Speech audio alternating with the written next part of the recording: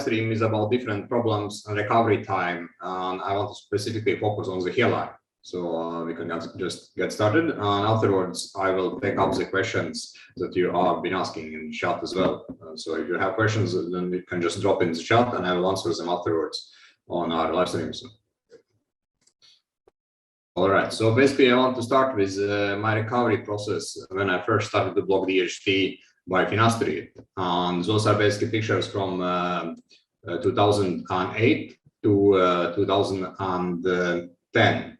So basically I started with Finasteride in October 2008. And this is my situation back then. As you can see, basically I had quite thin temples, and also the same applies from my crown or vortex area as well. Right? You can see basically that there is a lot of thinning going on.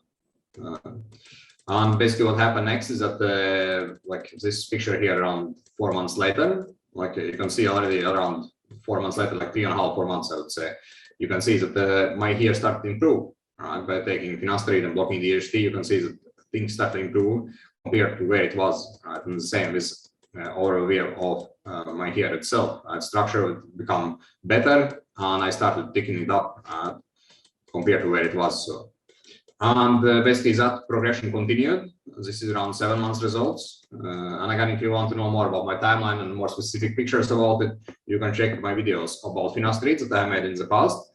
There is 2-part video about Finasteride where I break it down basically 2 first years of taking or blocking DHT and what results I was able to get. So basically what happened is that my hair keep ticking up, and I ended up getting this kind of hair. So this is basically just by Finasteride, diet changes, supplements so that I did take at that time, and all those things basically helped me to gain this kind of hair from basically from this situation here. I was able to get to this one here. Right? And again, this did take me 24 months to arrive to this stage here from this situation here. So it was basically quite a long time, but you can see that as time went by, my hair got better and better. Right? So this is basically results on hairline and temples from Finasteride. All right, and this is my situation from the Finasteride. And basically what happened here is that I was having scalp inflammation, and because of scalp inflammation, I was losing ground. And basically what happened is that I had to basically address and solve scalp inflammation. And when I had done it, I also did take Finasteride, and this is my 4 months results of the Finasteride. So basically I went from this situation here to this situation here, right? And you can also see that my vortex area, if it's like it's also started filling.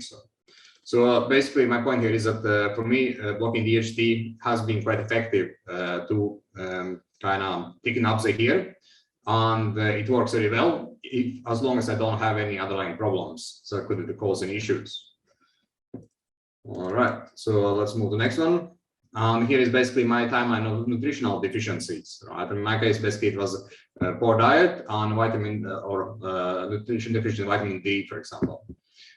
Basically, this is my hair when I first noticed that there was something going on, and it went to this stage here. Then I went to the doctor and found out that I had deficiency vitamin D. And basically, around 6-7 months later, I was able to recover my sides. Right? And this is basically a year later. So you can see that I was able to recover it, and it went quite quickly as well. And this is when I was in my early 20s. And this is part of inflammation, right? And basically what happened here is that I had my peak results from Finasteride, and then I got scalp inflammation. And because of scalp inflammation, I've started to lose ground again, right? And basically the difference between this picture here and this one here is around 1 month's time.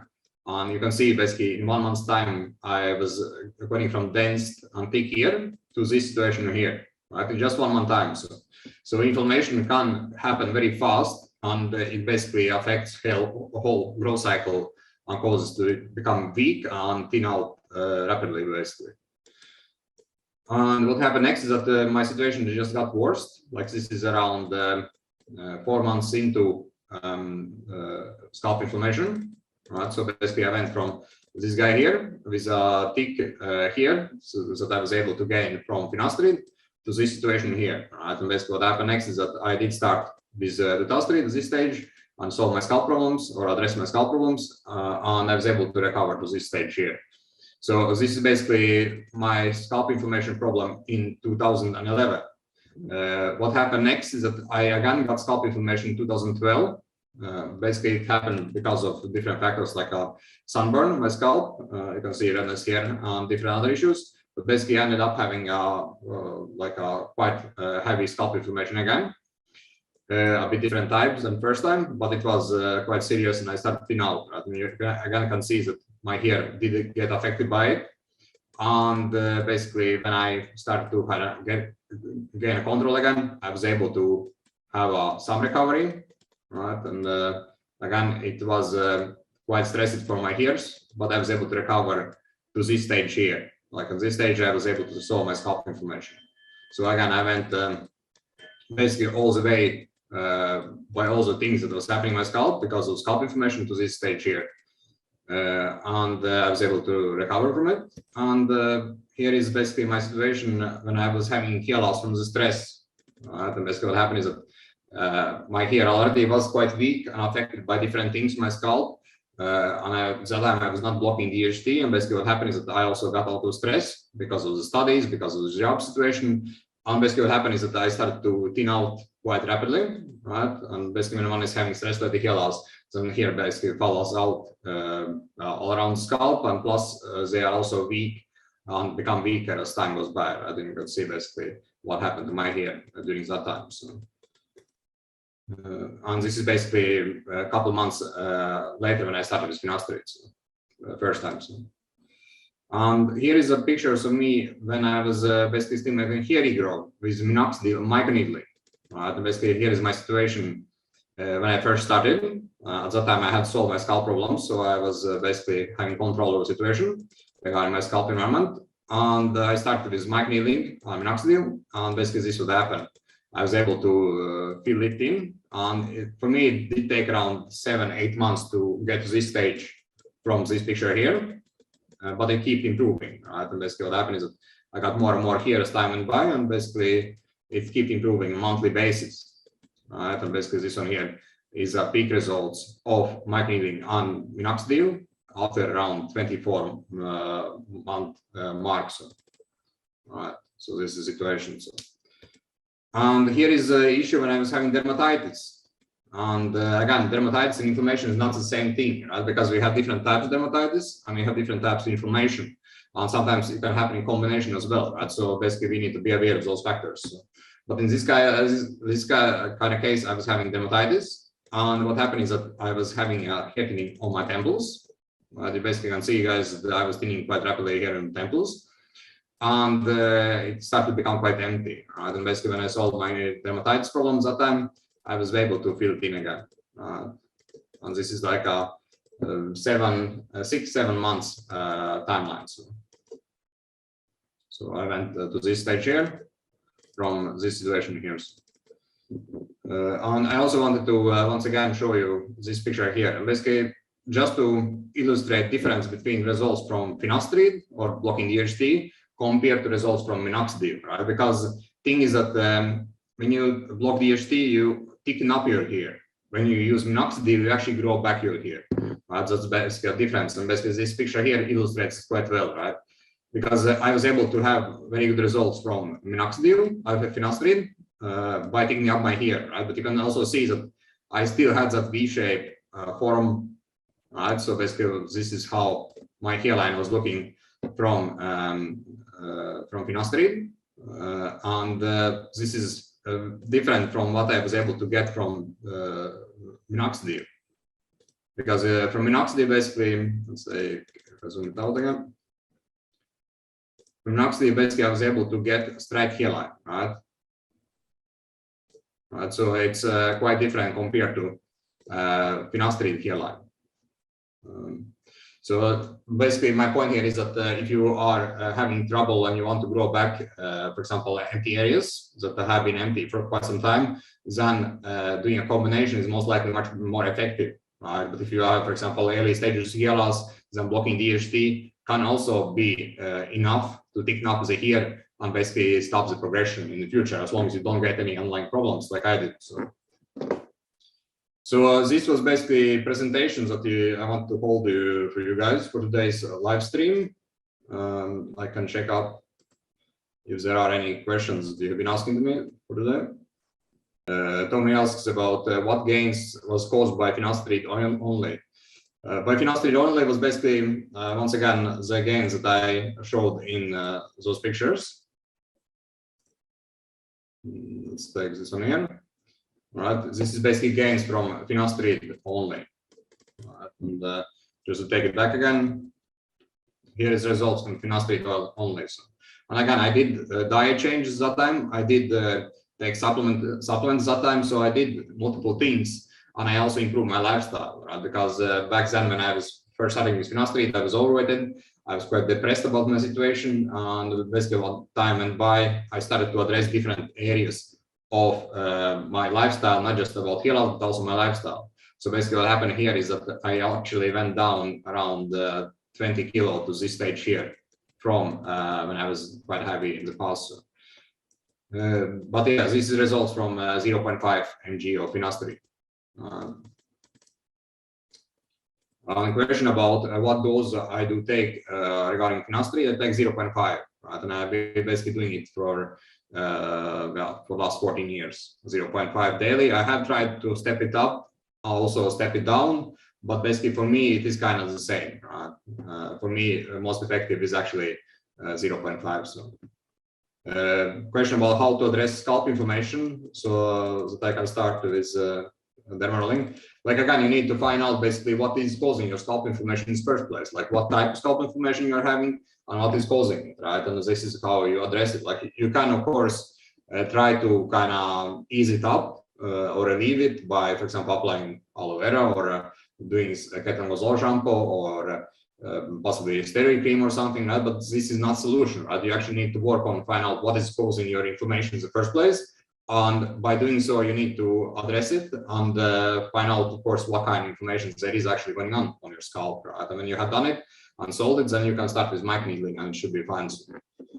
Question from Nell about do I shampoo every day before minoxidil application? Yes, I do, right? Because I want to have a clean scalp and apply minoxidil to have most effect from it, right? I don't want to have any buildups, any dirt or any sebum on my scalp when I apply minoxidil, because those things can interfere and basically make it less effective. So I want to have a clean scalp when I apply minoxidil. Question about do you still count hairs or do you just look at your hair for progress? I don't count the hairs, like, because the thing is counting hairs, it can become quite stressful, and I would suggest not doing it. Right? It's a bad habit. So. Like you can count in the beginning and basically check kind of timeline of how things are going, like that the amount of the hairs that are shedding out becomes less, but afterwards basically it should be fine. You shouldn't count those hairs. Question about if possible grow back 4 years ago here, like basically if you have had a hair loss for 4 years and you want to grow back those hairs that you lost 4 years ago, yes, it is possible. Basically, in some cases one can go even back 7-8 years.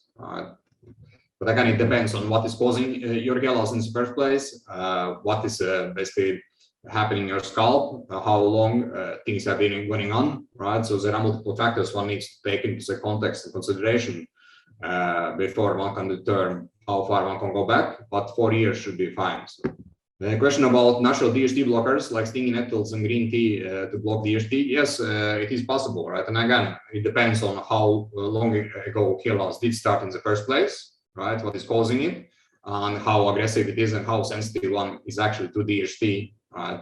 Because I personally, I'm very sensitive to DHT, and it is because I did a lot of different things to my hair follicles in the past, basically by having nutrition deficiencies, by having a poor diet, by having a lot of stress, bad sleep patterns, not healthy lifestyle.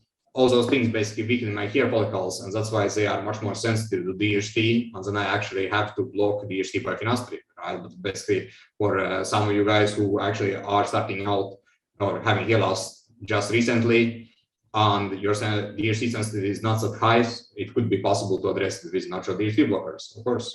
Question about what do you think about sulfonyl supplements? Like again, it is a DHT blockers that blocks around 30 to 40% of DHT, and it can work, right? If your hair loss is in early stages and not too advanced, and basically you just want to stop the progression, then blocking it, for example, sulfonyl or other DHT blocker like metals, DIN, pygium can work just fine. So I'm taking Finasteride for 1 year, but I didn't get results in my hairline. Yeah, that basically means that there is something more to your hair loss that is not addressed, because you should be able to thicken up the hair, like I showed in the pictures in the past. When I had solved my scalp problems, I was able to get results from the Finasteride and even Finasteride very fast, right? So it basically comes down to either your underlying problems or your hair cycle is not strong enough, right? Because then you basically need to strengthen your hair cycles. What about lifestyle changes? What do you did to help inflammation, sports style, sun exposure? Yes, I did basically all those things, right? Because the lifestyle is important, right? We want to have a lot of stress. We want to have a good sleep patterns. And basically, when it comes to inflammation, we want to be sure that there is no inflammation in the scalp, but we need to find out what kind of inflammation actually is there on the scalp, right? Because if we don't know what inflammation is there on the scalp, then it's very hard to solve it, right? So basically, we need to find out what kind of inflammation there is actually going on the scalp and take the right measures to solve it. So, and again, inflammation can be caused by internal factors, can be caused by, for example, diet, for example, trigger foods, or something one is sensitive to, and it affects the skin and causes inflammation, or it can be the skin itself externally, right? Or it can be a combination, like I had it in the past. All right, basically regarding sports, definitely, like what I noticed is that when I do cardios, for example, a cardio sport like a biking or running, for example, my hair shedding also decreases. With weightlifting, it's not that big impact regarding my hair shedding, but with cardio, I noticed that actually if I do cardio over longer time periods, then actually it helps me my shedding rates. Do you do scalp massage daily? No, I don't do it daily. I do it a couple times a week. It's not something I do daily. A question about how many months do you change dermal roller? It kind of depends on what type of dermal roller you're having, because we have titanium rollers and we have stainless steel needle rollers. And if you're using titanium rollers, then they are more durable. You can, for example, use one titanium roller for up to 6 months. But if you have stainless steel needles, then you basically need to change it, for example, every 2-3 months, right? Because what happens is those steel needles, they become less sharp quite quickly compared to titanium. But the advantages of titanium, like stainless steel needles, are less likely to cause any scalp problems compared to titanium. And the other thing is that titanium is more hard to clean, right? So compared to stainless steel needles. So I personally prefer to use needles that are from steel, not titanium. So, yeah, let's see. In your last video, you said you only microneedle lightly to help to absorb minoxidil. So basically the question is it okay to draw small amounts of blood when microneedling? I use Dermatitis too. Yes, if there is small punctures and just few, then it's most likely okay, right? But again, when I do microneedling, I have maybe 1 or 2 punctures as I see in my temples, and that's basically all, right? And there's no bleeding, just a bit redness, that's also. Question when you go to sleep, like my sleep patterns lately has been affected by basically by things I do regarding my lifestyle, regarding follow-ups with the guys in the program who are different time zones. But what is most important is that you have a long sleep, right? That you have rested enough.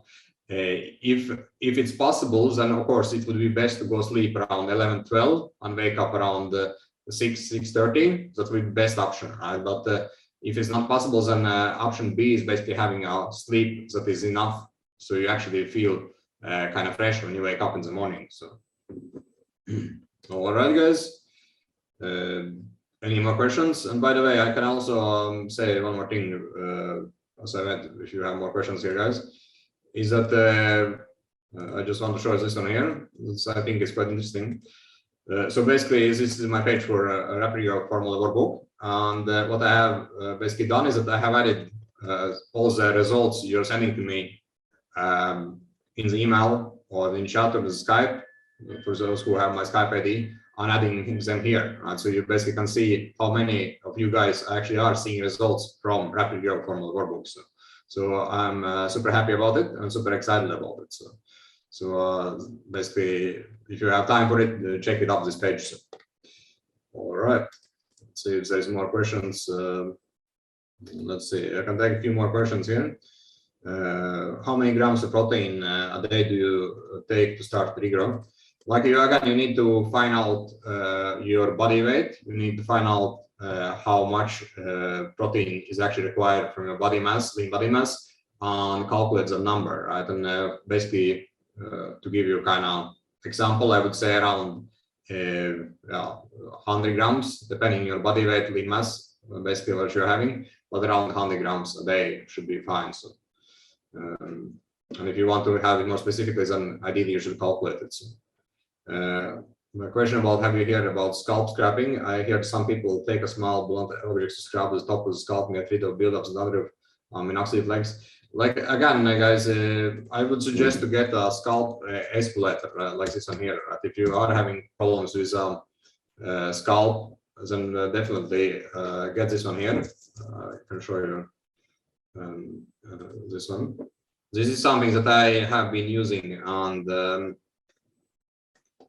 I would recommend definitely getting it if you are having this build-up problem, right? Because it is super effective to address it. So let's this one here, it's Kitsch Scalp Exfoliator, right? And I myself, I bought it on 27th of March, and I've been using it, and it's $6 but it is worth it, right? And basically what I do is that I use it 2 to 4 times a month to basically remove buildups, because I find it more effective for minoxidil flakes and regular pad brushes that I used in the past. So this one here is definitely something to look into if you are having buildups problem, right? And I can add a link in the chat if you want to find it. 1 second. All right. So this is basically. If there is more questions, guys, let me know before I'm in the chat. All right, we got the link. It's fine. Question about combination of Dermatitis and minoxidil and Finasteride, can regrow hairline? Yes, it can. Right. Basically, this will happen to me. Right. But again, you need to be sure that you have addressed all the underlying problems to be able to do so. Right. If you have done it, then basically getting results from it shouldn't be a problem. So.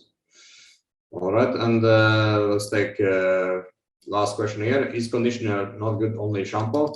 Like ideally, I would say the shampoo, just shampoo is best, right? Because we want to apply as little on the scalp as possible. And if you need to use conditioner, then basically it means that there is either there is some underlying problems that are happening, or you are using wrong shampoo for your hair type, right? Because we have to use a shampoo that is right for our hair type and right for our skin type, right? This is important. We want to basically use shampoos that do fit with our like personalized scalp environment, and is not unbalancing anything on it. So right, this is important.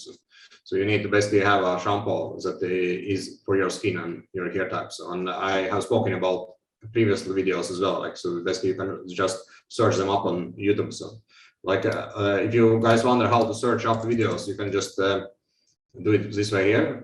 I can show it on the scroll. Yeah. So basically, if you have, for example, you want to find a video about some things that I have spoken about before, so you can just search it up here, right? You can search it up. For example, let's say minoxidil. And basically, it will show all the videos that I have made about minoxidil, right? How to apply minoxidil, what you need to avoid regarding minoxidil, results, minoxidil, finasteride, basically everything that is related to this thing here. So easily you can find it by searching on my channels. So yeah. All right. Let's see. Medova says, thank you, Alex. Love your content. Please keep it coming. Awesome. Kunwar, thank you, sir. Looking forward to buy your program and regrow you under your guidance and get my hair back. Awesome. Question from Pond, is a peeler you send a link better than the comb for peeling? It kind of depends on what you're using, right? Because the one that I showed you, this scalp explorer here, it is awesome for buildups from minoxidil. Right? So basically, if you have buildups from minoxidil, then using this one here is a very good option. Right? If you have, for example, you want to stimulate hair follicles and you want to rebalance oil production, and you want to have like a more light cleaning of the scalp, then basically regular shower brush, let's say this one here, is good as well. And that's something I've used for a long time myself. Right? This one here is something new that I added to my plan a couple months ago. So, like basically this one here, for example, so there's a